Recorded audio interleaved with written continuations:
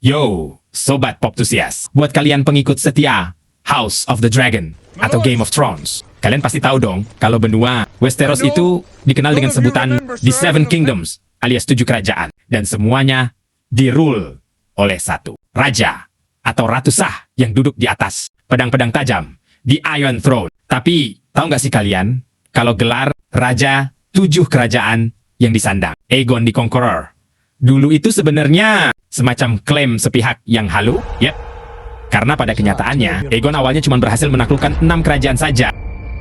Ada satu kerajaan yang sukses bikin Aegon dan naga-naganya frustrasi parah. Kalau kalian mikir itu, di North, alias tempatnya klan Stark, kalian salah besar. Jawabannya adalah Sobat Gurun Selatan alias Dorne. Loh, kok bisa? Gimana caranya? Orang-orang yang tinggal di gurun pasir dan batu ini bisa nahan invasi 3 naga raksasa yang literally bisa ngelelehin kastil baja kayak di Harrenhal. Makanya siapin cemilan kalian.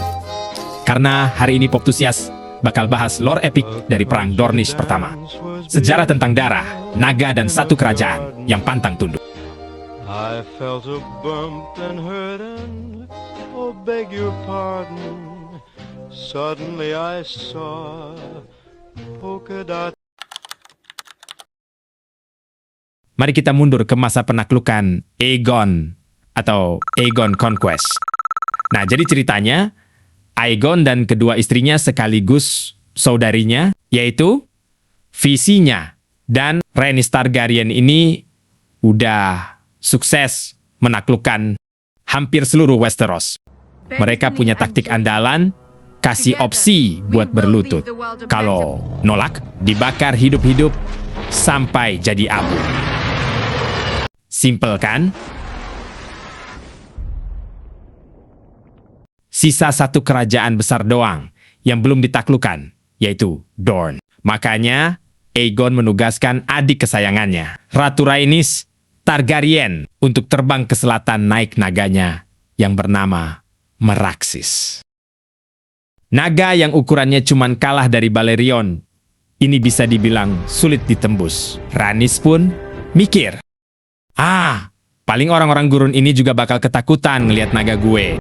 Tapi pas Rhaenys sampai di Dorne, aneh banget. Dorne itu beda dari kerajaan lain. Mereka berbatasan langsung sama benua Essos. Jadi jalur perdagangan internasional yang bikin pengetahuan militer dan teknologi pertahanan mereka lebih maju dari klan Westeros lain. Lebih gilanya lagi, pas Rhaenys mampir ke kastil di perbatasan Dorne, kastilnya kosong melompong. Pasukan Dorne lenyap. Rhaenys akhirnya terbang ke Sunspear, ibu kota Dorne, dan masuk ke istananya. Di sana, kastilnya juga kosong. Kecuali satu orang. Rhaenys pun disambut oleh pemimpin Dorne Princess Miriam Martell. Jangan bayangin, princess cantik kayak di film Disney ya. Karena Miriam Martell ini saat itu umurnya udah 80 tahun. Udah gitu, badannya gemuk, botak, dan matanya buta. Lengkap. Sudah. Saking nyentriknya, musuh-musuhnya julukin dia The Yellow Toad of Dorne, alias katak kuning dari Dorne. Tapi jangan salah guys, walaupun princess ini buta, tapi nyalinya lebih besar dari naga. Di dalam novel Fire dan Blood, percakapan mereka berdua ini ikonik banget. Rhaenys bilang ke Meria buat nyerah dan ngakuin Aegon sebagai raja. Meria dengan santai menjawab, aku tidak akan bertarung denganmu, dan aku juga tidak akan berlutut padamu. Dorne tidak punya raja. Sampaikan itu pada kakakmu, Aegon. Rhaenys yang mulai emosi mencoba ngasih ancaman legendaris Targaryen. Rhaenys pun membalas, oke kalau nggak mau tunduk. Tapi inget, gue bakal balik Tuan Putri, dan saat gue kembali, nih, saya akan pergi, saya tidak akan kembali, dan saya akan menjadi warga biasa. Iya. gue akan membawa api dan darah Fire and Blood. Meria pun balas dengan semboyan mereka, Unbowed, Unbent, Unbroken, yang menegaskan kalau Dorne ini nggak semudah itu ditundukkan sama orang lain. Gila nggak tuh? Diancam pakai naga, malah nantangin balik. Rhaenys pun akhirnya pulang ke King's Landing dengan tangan kosong. Dan akhirnya Rhaenys bilang, ya udah kita nobatkan aja dulu si Aegon sebagai Raja Westeros dengan 6 kerajaan yang ada atau yang udah disatukan, menyisakan Dorne di luar peta kekuasaannya. Jadi dulu bukan first of his name of Seven Kingdom, melainkan Six Kingdom. And the Rhoynar, and the first men, Lord of the Seven Kingdoms and protector of the realm.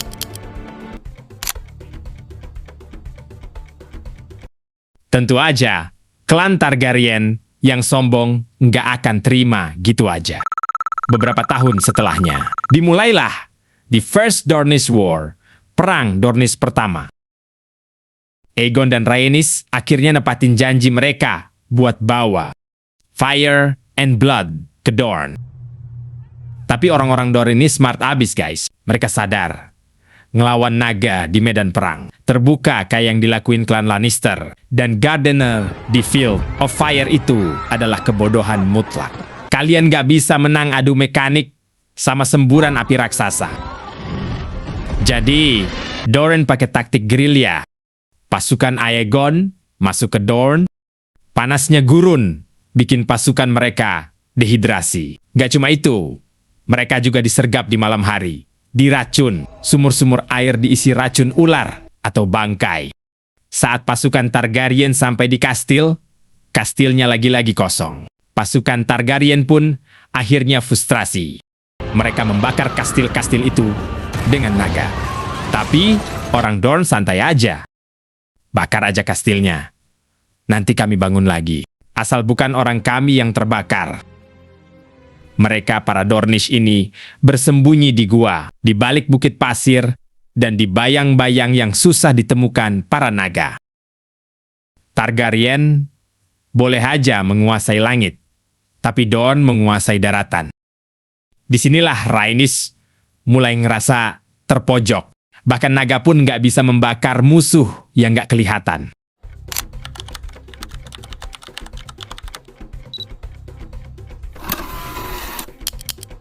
Puncak dari mimpi buruk Targaryen terjadi pada tahun 10 after conquest. Ini adalah momen yang mengguncang seluruh Westeros. Rhaenys dengan naganya meraksis, terbang, menyerang kastil bernama Hellhold di kediaman House Uller. Seperti biasa, Rhaenys siap buat membakar kastil dari langit. Tapi Dorne udah berevolusi. Mereka mengupgrade teknologi pertahanan mereka.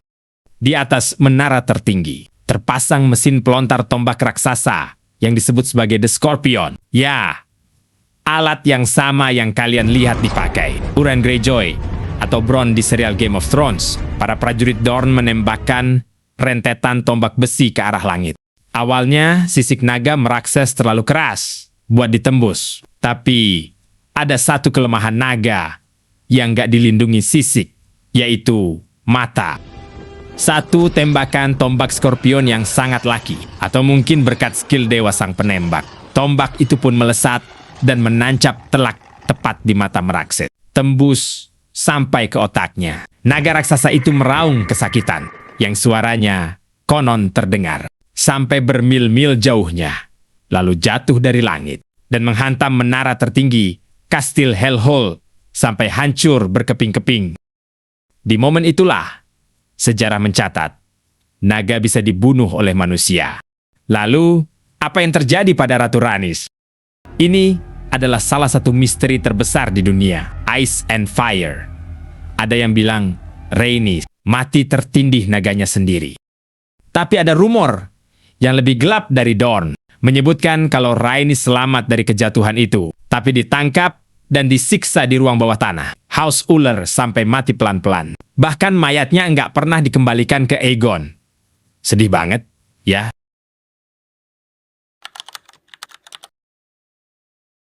Kematian adik sekaligus istri tercintanya bikin Aegon the Conqueror murka sejadi-jadinya selama 2 tahun berturut-turut. Periode yang dikenal sebagai The Dragon's Wrath atau murka sang naga. Aegon dan visinya membakar setiap inci kerajaan Dorne jadi abu. Semuanya dibakar, kecuali ibu kotanya, yaitu Sunspear. Tujuannya buat adu domba. Aegon mau klan-klan Dorne lain mikir kalau House Martell ngejual mereka ke Targaryen demi keselamatan sendiri. Tapi, tebak, tak satu pun Lord di Dorne yang berkhianat. Benar-benar sesuai semboyan mereka. Unbowed, unbent, unbroken. Baru setelah Princess Meria yang tua renta itu meninggal secara natural, putranya, yang bernama Nymor, mengambil alih tahta Dorne. Nah, si Nymor yang capek perang, ngirim putrinya, Deria Martell, ke King's Landing untuk minta damai. Deria bawa tengkorak merakses sebagai bentuk maaf yang agak ngeledek dan sebuah surat rahasia bersegel untuk Aegon. Apa isi suratnya? Yang nggak ada yang tahu. Sayangnya si penulis yaitu George R.R.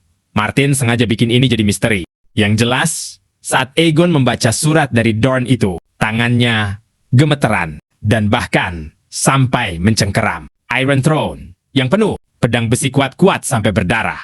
Aegon kemudian membakar suratnya. Habis itu terbang dengan Balerion ke Dragonstone. Dan besok paginya, dia setuju untuk menandatangani perjanjian damai dengan Dorne. Apa isinya? Apa isinya? Apakah Rhaenys ternyata masih hidup dan memohon agar Aegon berhenti menyiksanya? Atau Dorne mengancam akan menyewa Faceless Man dari Braavos untuk membunuh anak Aegon? Nggak ada yang tahu. Tapi yang jelas, Dorne menang. Mereka tidak tertaklukkan.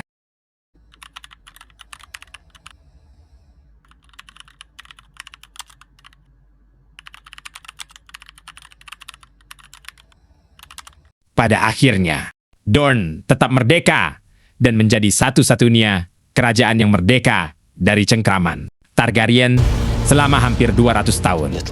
Dorne baru resmi bergabung dengan Seven Kingdoms, bukan lewat invasi berdarah, bukan lewat naga, melainkan lewat jalur undangan pernikahan. Raja Daeron II, Targaryen, akhirnya menyatukan Dorne dengan menikahi Maria Martell dan menikahkan adiknya dengan Pangeran Dorne. Damai dan diplomatis. Dorne membuktikan bahwa Fire and Blood gagal, tapi cinta dan politik berhasil. Nah, gimana menurut kalian, Poptusias? Keren banget kan lore tentang Dorne ini? Strategi apa yang paling mind-blowing menurut kamu dari orang-orang gurun ini? Coba komen di bawah. Jangan lupa klik like, subscribe, dan nyalakan lonceng notifikasi supaya kalian nggak ketinggalan lore-lore epic dari jagat perfilman dan pop culture lainnya. Stay unbowed, unbent, and unbroken. Sampai jumpa di video selanjutnya.